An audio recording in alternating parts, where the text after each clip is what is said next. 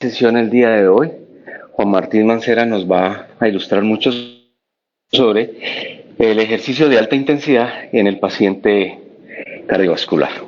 Revisar ese tema que me parece a mí es bastante interesante, sobre todo porque a nivel mundial, si ustedes se ponen a ver, los grandes centros de rehabilitación cardíaca ya lo están implementando. La necesidad de ese tema surge a raíz de que en la rotación de rehabilitación cardíaca, pues tratamos como de preguntar a ver pues qué tanta experiencia había aquí por lo menos en nuestros dos centros en los cuales rotamos, y es muy poca, sí, sobre todo pues como por el temor a veces de los fisioterapeutas cardíacos de implementarlo. Entonces vamos a ver la evidencia, si sirve, si es seguro, que son como preguntas que a veces podríamos plantearnos, y pues que a futuro, si de pronto llegase a implementarse más acá, pues que podamos aplicarlo con tranquilidad y sabiendo pues algunas pautas. Como introducción les traigo esta foto, esta imagen que vemos acá. Permítanme, coloco señalador. Esta imagen es sacada de la Guía Europea de Rehabilitación de Enfermedades Cardiovasculares en cuanto a la parte de rehabilitación y ejercicio. Nosotros como médicos, y yo creo que la gran mayoría de especialistas, siempre decimos, haga ejercicio. Queremos que el paciente llegue a la parte final de esta gráfica. Sí, que es un paciente atleta, activo físicamente, pero realmente no nos ponemos digamos, muchas veces no nos detenemos a ver qué hay detrás de todo esto y qué deberíamos hacer para que un paciente haga de manera satisfactoria o llegue a esta parte de acá. Para eso, pues tenemos que tener un paciente. Si es un paciente por primera vez que nos llega y no conocemos su historia, tenemos que hacer una historia muy completa en la cual pues podamos indagar sobre factores de riesgo, podamos conocer sus antecedentes previos, sus antecedentes familiares, que de alguna manera u otra podrían incrementarnos el riesgo cardiovascular de esa persona, así la persona esté asintomática, y si se detecta algún tipo de alteración, pues hacer de pronto pues un tamizaje, que ya vamos a ver pues qué recomiendan las guías europeas del 2020, para que esa persona pueda llegar a hacer un ejercicio de forma segura, sin riesgo pues a que se nos vaya a infartar o a tener alguna complicación cardiovascular durante su actividad física. Porque es importante certificar el riesgo. Entonces tenemos estas dos entidades que pues podrían sucedernos en un ejercicio pues digamos que de un paciente que no ha sido pues estratificado. Tenemos el síndrome de muerte súbita y tenemos el síndrome coronario agudo. Entonces, si hablamos de muerte súbita, la incidencia es muy variable, va más o menos de 1 en 1.000.000 a 1 en 5.000 atletas por año. Sí, ustedes dirán, pero bueno, esa brecha es muy grande. ¿Sí? Realmente esto sucede es porque en muchos países del mundo este tipo de enfermedad no es de notificación obligatoria, no es de notificación obligatoria. Entonces, realmente la epidemiología y la incidencia del síndrome de muerte súbita es realmente desconocido y es muy amplia esa brecha pues de incidencia. Y pues el síndrome coronario agudo, pues que también se presenta sobre todo pues ya en adultos mayores que realizan una actividad física que no ha sido pues supervisada y que realmente no se ha hecho una estratificación pues adecuada. Si hablamos de muerte súbita, pues obviamente ustedes saben que es más común en hombres, que la población afrodescendiente pues también tiene más riesgo, y que deportes como el baloncesto y el fútbol se han visto pues que también tienen como más riesgo entre todos los deportes. Esto pues en cuanto a estadísticas y epidemiología. Si hablamos de la etiología de la muerte súbita, pues también va a variar dependiendo la edad. Personas jóvenes que ustedes por ejemplo han visto en los partidos de fútbol que se desploman los futbolistas de manera pues súbita, lo más común es que haya un trastorno estructural del corazón que haya sido silente en toda su vida, y simplemente en algún momento el ejercicio, pues, se hace un ejercicio de alta intensidad y el paciente colapsa, ¿sí? Y en el caso de pacientes ya mayores de 35 años, la etiología de esa muerte súbita, por lo general, es por la enfermedad aterosclerótica, ¿sí? Un infarto fulminante. Es importante que por eso, pues, y la guía es muy enfática en decirnos, haga un buen tamizaje, un buen screening a todos los pacientes que le consultan a usted para la prescripción del ejercicio, sobre todo, pues, como vamos a ver ahorita, paciente que va a hacer alta intensidad, ¿sí? Para eso pues es importante hacer una muy buena historia clínica, y además de eso, pues si usted dentro de su historia clínica encuentra que hay antecedentes familiares, hay paciente diabético, es hipertenso, tiene de pronto ya antecedentes de enfermedad coronaria, pues entonces haga una estratificación, bien sea con una prueba de esfuerzo, Sí, si de pronto usted considera que el paciente tiene síntomas de falla cardíaca, pues pídale un ECOTT, sí, como por lo menos, digamos, tener claro que ese paciente no se nos va a afectar con el ejercicio. Ya más adelante, con un algoritmo que nos presenta la guía, les voy a mostrar qué tipo de abordaje en cuanto a exámenes es el ideal. Para todos yo creo que es claro, y pues de pronto si no lo tenemos claro, hay que diferenciar entre actividad física y ejercicio físico. Ya lo hemos dicho en muchas ocasiones en diferentes revisiones. Y recordemos que la actividad física es cualquier movimiento corporal que implica un gasto energético adicional. Si usted va a la tienda, a la esquina, a comprar algo, pues ahí están haciendo un esfuerzo físico, ¿sí? Que se pasa de lo que hace, digamos, basalmente. Eso se podría considerar actividad física, más no ejercicio físico, que es lo que a veces los pacientes nos dicen: no, es que yo camino todos los días al trabajo tantas cuadras. Eso es actividad física, más no ejercicio, porque el ejercicio, por definición, es una actividad que va a ser estructurada, repetitiva, con un propósito. Y el propósito, pues, debe ser mejorar o mantener algún componente de la aptitud física. Entonces, eso es una diferenciación muy clara que tenemos que siempre decir al paciente, que son dos cosas bastante diferentes. Recordemos todos que hay unas variables importantes para prescribir el ejercicio, como lo son la frecuencia, la intensidad, el tiempo, el tipo de ejercicio aeróbico, de resistencia y el modo de ejercicio. Entonces, digamos, qué tipo de deporte vas a hacer: ciclismo, no sé, funcional, crossfit, entre otras cosas, pues iría dentro de esta categoría, ¿sí? Es importante que nosotros, cuando hagamos una prescripción del ejercicio, hagamos uso de las diferentes variables, porque a veces nos quedamos cortos, decimos: no, haga 150 minutos a la semana y sí, pues como camine tantas veces o camine en el parque, sí, pero nos quedamos cortos en decir: listo, pero entonces, ¿qué tanta intensidad? Hágalo de esta forma, ¿cuántas veces por semana? ¿Sí? Entonces es importante, pues, ir siempre más a fondo con los pacientes y explicarles un poquito más para que el ejercicio, pues, sea productivo, digámoslo así. Me detengo un poquito en la variable tipo de ejercicio, que puede ser aeróbico o de resistencia, ¿sí? En el aeróbico tenemos dos categorías, que es el ejercicio aeróbico continuo, digamos las más conocidas, y el ejercicio aeróbico por intervalos. ¿Listo? Si hablamos del ejercicio aeróbico continuo, simplemente usted ir a un ritmo constante, ¿sí? Durante cierta cantidad de tiempo. Por ejemplo, trote a la cancha 10 vueltas a un ritmo constante, eso es ejercicio aeróbico continuo, ¿sí? Que es el que más pues solemos prescribir o lo que los pacientes nos dicen, pues, que hacen. Y el ejercicio por intervalos, que en este caso, pues, me hago énfasis en el HIIT, ejercicio de alta intensidad por intervalos. Son ejercicios que implican series de corta duración a alta intensidad con periodos de recuperación corta, ¿sí? Que a nivel, pues, cardiovascular, este tipo de ejercicio nos genera un desafío cardiopulmonar un poco mayor comparado con el continuo. Y por supuesto, pues, no lo vamos a mandar en un paciente que tiene una enfermedad cardiovascular y no está estable, porque nos podría, pues, infartar. Las guías de rehabilitación cardiopulmonar americana, que pues estas son las siglas de esa asociación, nos clasifica el riesgo entre grupos, ¿sí? Cuando usted tiene un paciente que le llega a usted para, digamos, en rehabilitación cardíaca, le llega a usted, le dice, pues vengo para que me prescriba la rehabilitación cardíaca, usted tiene que aplicar esos criterios para definir si el paciente es de bajo, de moderado o de alto riesgo.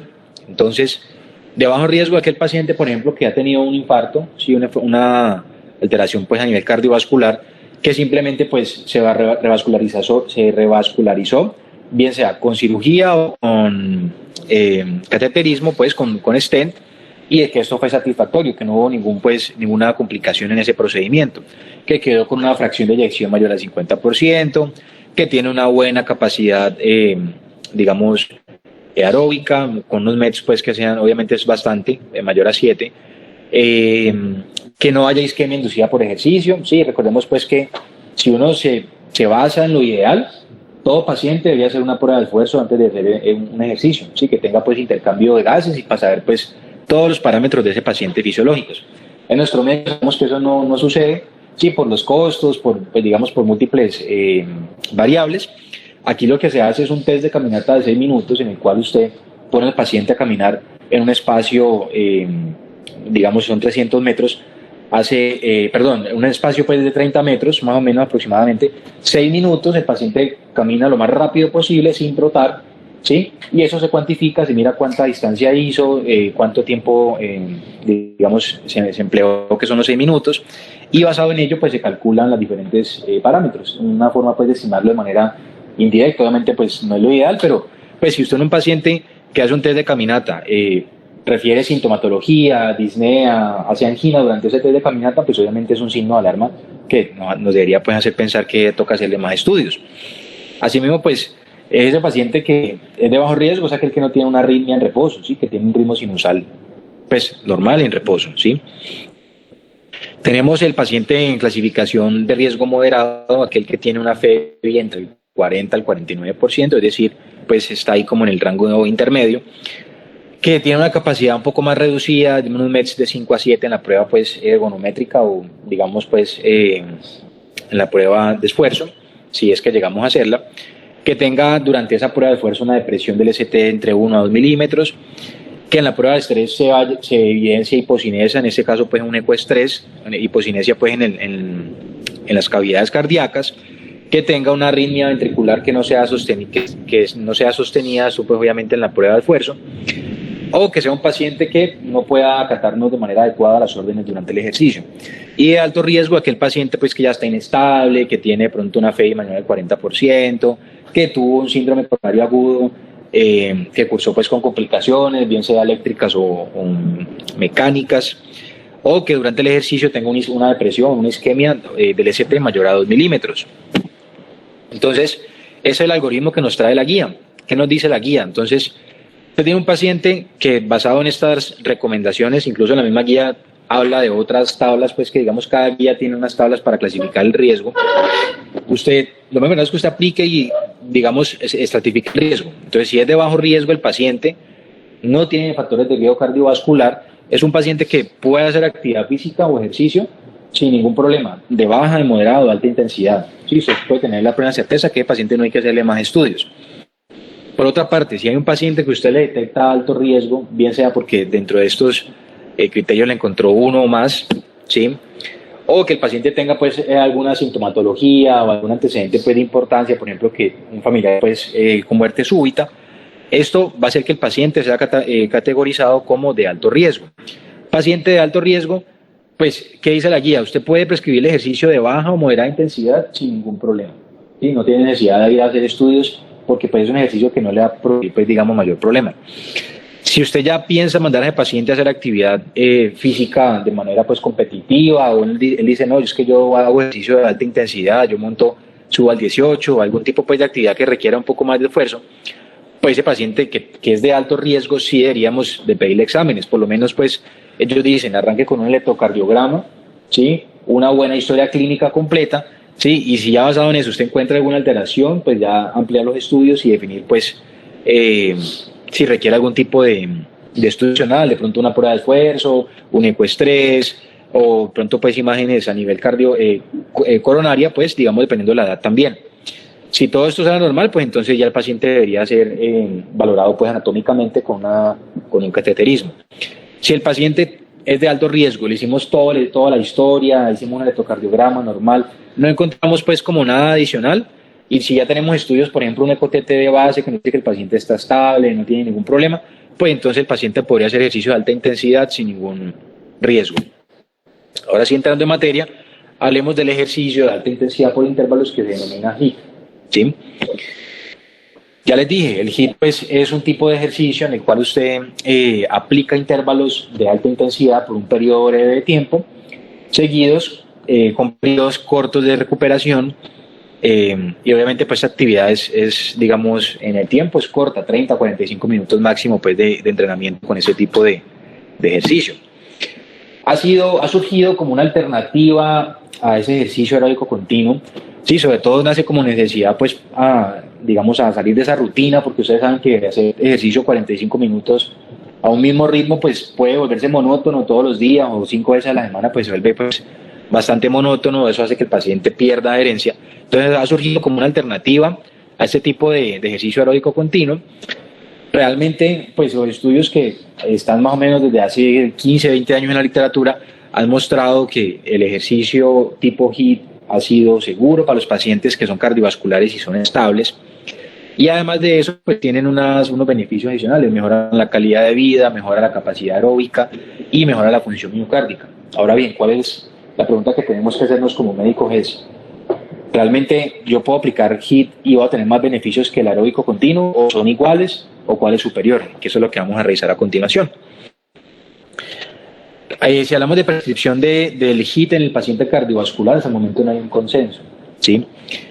No hay una guía en la que usted diga, voy a prescribir el HIIT porque así dicen las guías. No, hay varios estudios, hay varios artículos que toman diferentes protocolos y la idea también es que revisemos cómo está la literatura actualmente. Una pregunta que surge y que todavía está, en el momento ustedes leen artículos, ustedes pueden ver estos mismos interrogantes, es, ¿yo con qué debería prescribir el HIIT? Basado en el VO2, que es lo ideal, basado en la escala de Borg, basado en la frecuencia cardíaca. Vamos a mirar pues qué dice la evidencia. ¿Listo? Si hablamos de cambios fisiológicos con el HIIT, pues el HIIT tiene impactos a nivel del sistema cardiovascular, respiratorio, muscular, ¿sí? Que realmente pues si ustedes ven toda esta gráfica que es también tomada de la guía, pues son cambios también que produce el ejercicio aeróbico continuo, ¿sí? Son cambios muy similares y que todos estos cambios se van a traducir en un aumento del VO2 pico. Entonces ahí hago un paréntesis para el pronto el que no conoce este término de VO2. El VO2 es el consumo de oxígeno, ¿sí? Es la capacidad del cuerpo que tiene para absorber, transportar y consumir oxígeno por nuestras células en una determinada pues, cantidad de tiempo, ¿sí? Tenemos una variable que es el VO2 máximo, que es nuestro máximo pues, en cuanto a transporte de oxígeno corporal, que todos tenemos pues, ese valor. Pero entonces cuando usted tiene alguna enfermedad, llámese un problema coronario, un problema de pronto emocional, que usted no quiere hacer ejercicio, usted de pronto se somete a una prueba de esfuerzo y usted no va a llegar a su máximo, ¿sí? Porque tiene alguna limitante o tiene algún medicamento encima, ¿sí? Entonces, si usted tiene alguna limitante o alguna condición que le limita llegar a su máximo, hablamos de VO2 pico, que o sea, usted puede llegar a, digamos, un VO2 máximo de 20, un ejemplo, sí, pero por su condición, llámese psicológica, llámese comorbilidad, llámese alguna cosa, no puede llegar a 20, sino a un 15. Ese sería tu VO2 pico y con eso tenés que trabajar para prescribir el ejercicio. Si hablamos de comparación entre el HIIT y el ejercicio aeróbico continuo, les traigo esta revisión sistemática. Esta es publicada en el 2019 y pues lo que revisó es que, o sea, cogían pacientes, los comparaban, los dividían en dos grupos. Un grupo hacía HIIT, otro grupo hacía ejercicio aeróbico continuo y revisaban parámetros en cuanto al VO2 y demás, a ver cuál de los dos era superior o cuál tenía más cambios. Fueron varios estudios, no se hizo un metaanálisis porque realmente pues había mucha heterogeneidad entre los estudios. Pero entonces miren, vean, lo que les quiero mostrar aquí es que las publicaciones en cuanto a HIIT o que han evaluado el HIIT vienen desde hace rato, 2004, por ejemplo este estudio primero que vemos acá, ¿sí? Si vemos aquí, miren que por ejemplo el HIIT aumentó el VO2 19% comparado con un 8% el ejercicio aeróbico continuo. Este otro estudio, por ejemplo, digamos que aquí no hubo mucha diferencia. En este caso, el HIIT aumentó el VO2 un 15% comparado con aquellas personas que hicieron continuo, que les aumentó el 13%. Miren este otro, 12 versus 7%, 15 versus 8%, a favor obviamente del HIIT. Este otro, miren por ejemplo que la brecha fue muy corta, 25 versus un 23% de aumento del VO2. Este, por ejemplo, miren que este estudio fue diferente. Este estudio mostró que el continuo aumentó más el VO2 comparado con el HIIT. ¿Sí? Entonces, miren que, pues, si uno se pone a revisar literatura, la gran mayoría de estudios dice, sí, el ejercicio tipo HIIT te aumenta más el consumo máximo de oxígeno comparado con el continuo, pero todavía hay discordancia. Hay estudios que todavía dicen, no, mire, realmente la diferencia puede ser sutil o incluso mínima o ausente. ¿Sí?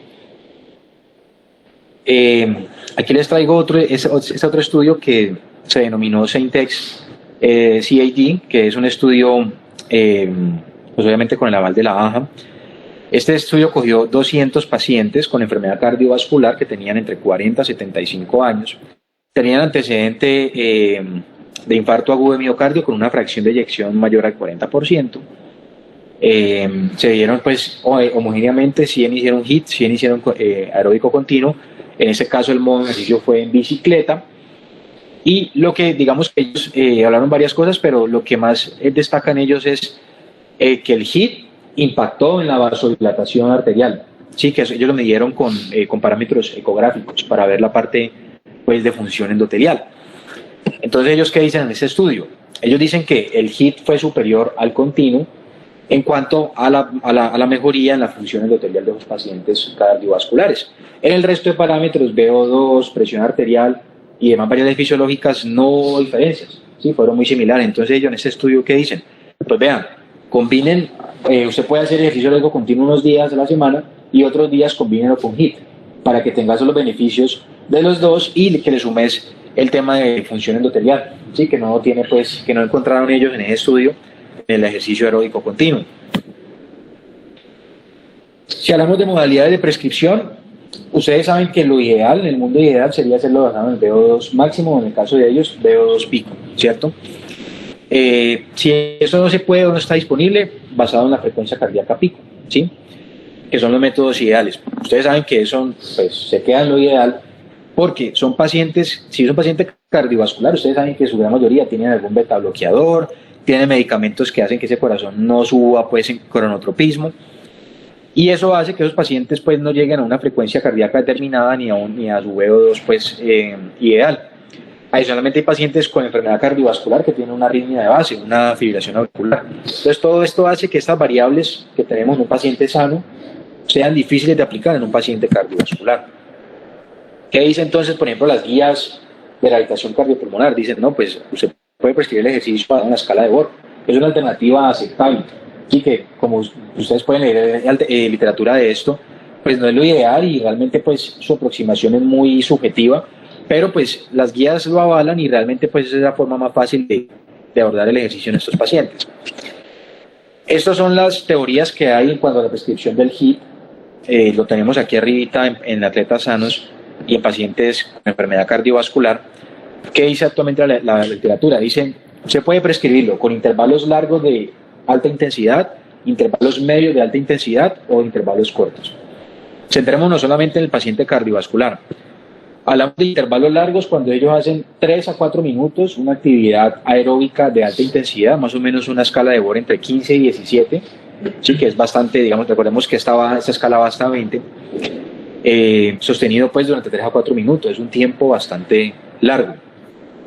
Tenemos los intervalos medios que van de 1 a 2 minutos con esa actividad en alta intensidad con un Borg entre 15 y 17, y tenemos intervalos cortos que, pues como su nombre lo indica, son intervalos menores a 1 minuto. Se pone el paciente a hacer ejercicio de alta intensidad con una escala de Borg entre 15 y 17, ¿sí? Por menos de 1 minuto. Con eso estarías haciendo un ejercicio de alta intensidad por intervalos cortos.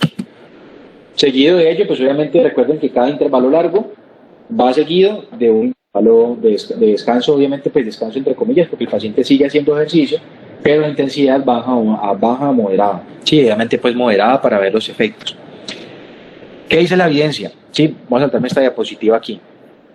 O bueno, el que parezca este cuadrito. La evidencia dice que actualmente no hay una recomendación para usted decir el ideal en el paciente cardiovascular es largo, medio o corto. No lo hay, ¿sí?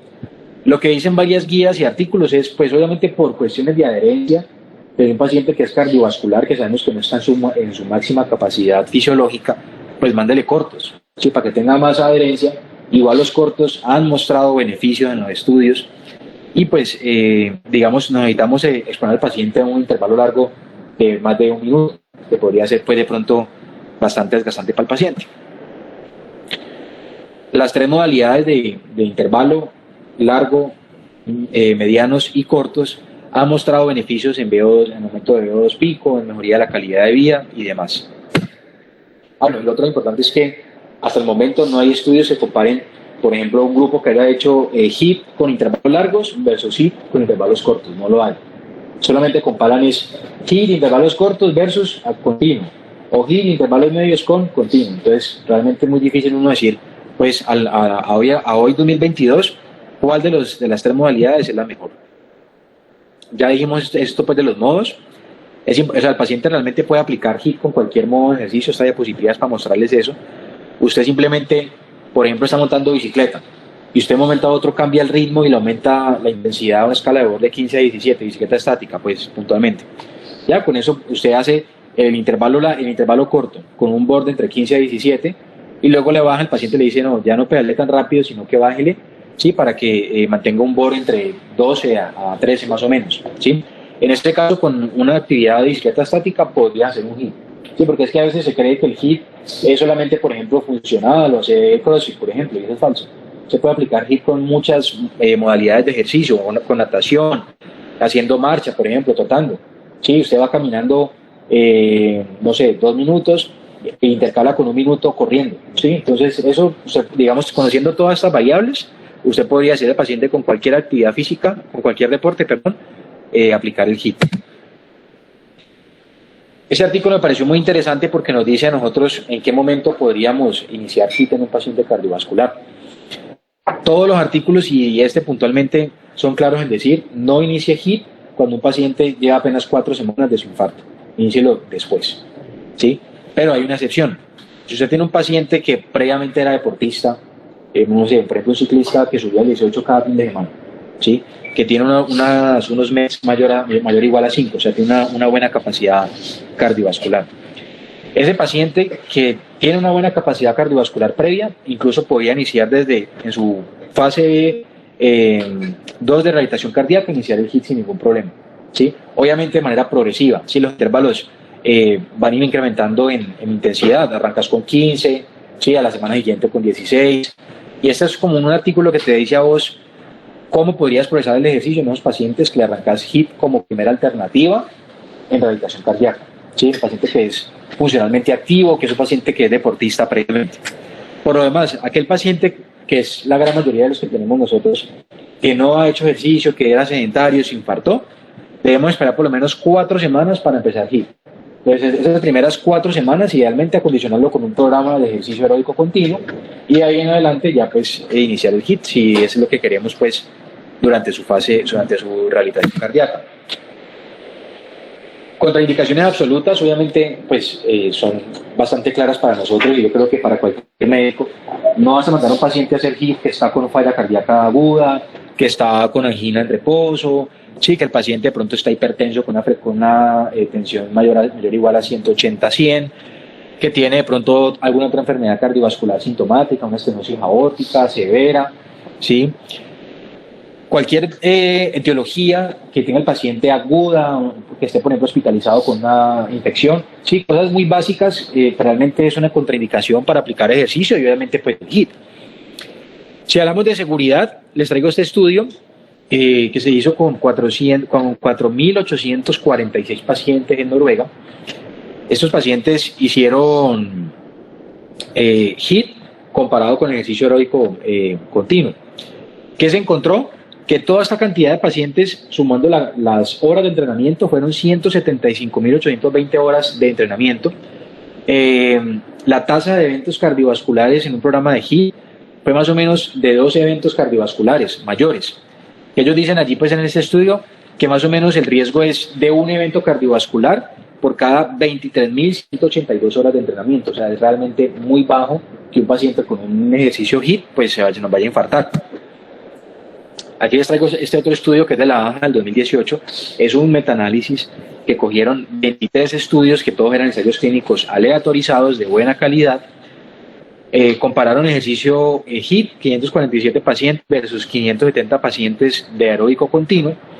Tenían antecedente bien sea de infarto o de insuficiencia cardíaca. Y ellos midieron los efectos post ejercicio y 4 horas post ejercicio para ver si hacían algún tipo de sintomatología después de su actividad física. ¿Qué encontraron?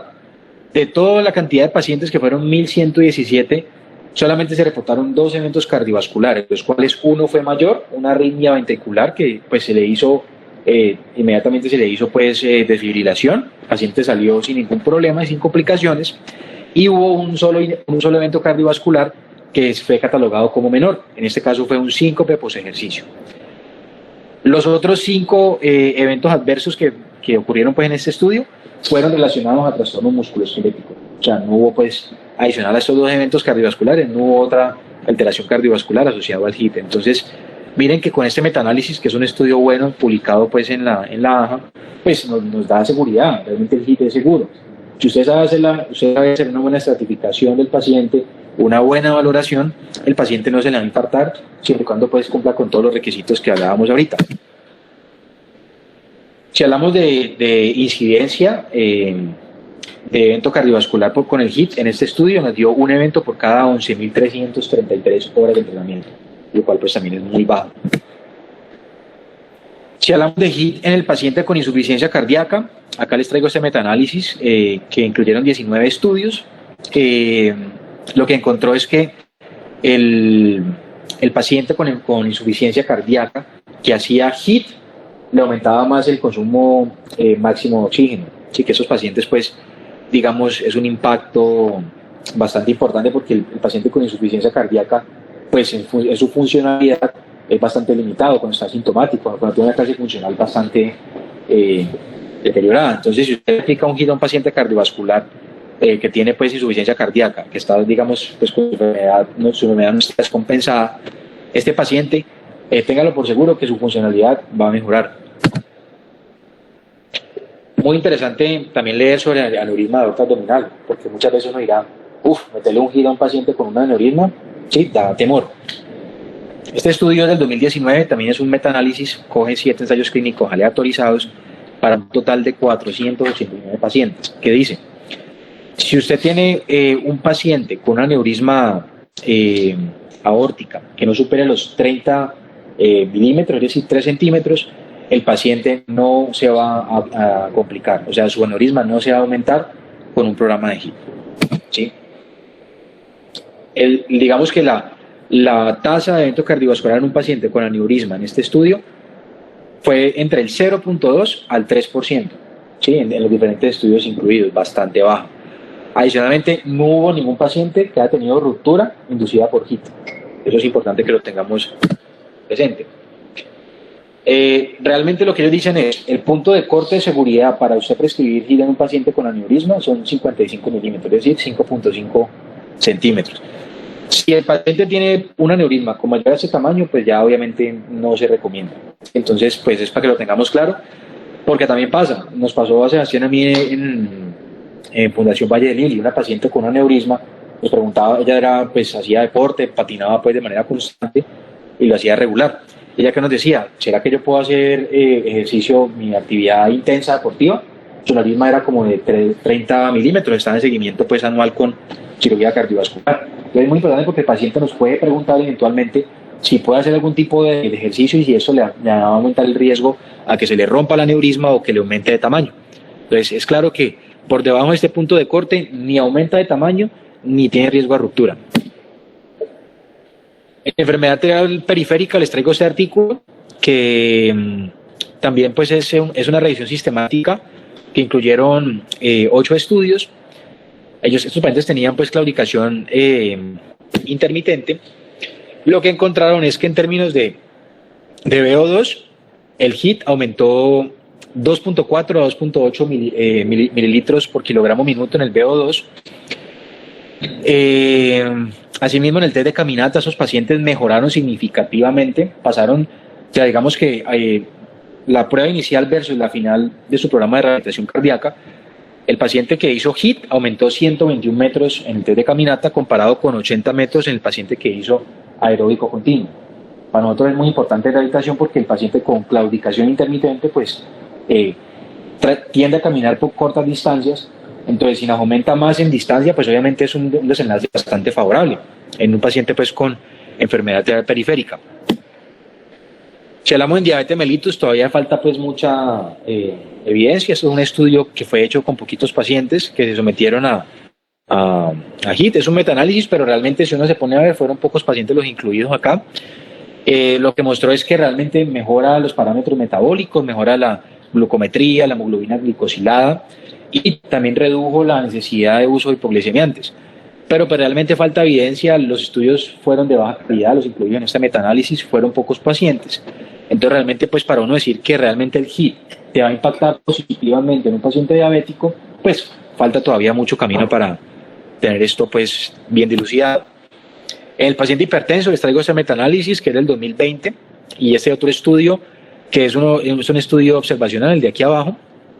En el metaanálisis puntualmente se incluyeron 25 ensayos clínicos aleatorizados para un total de 1.272 pacientes.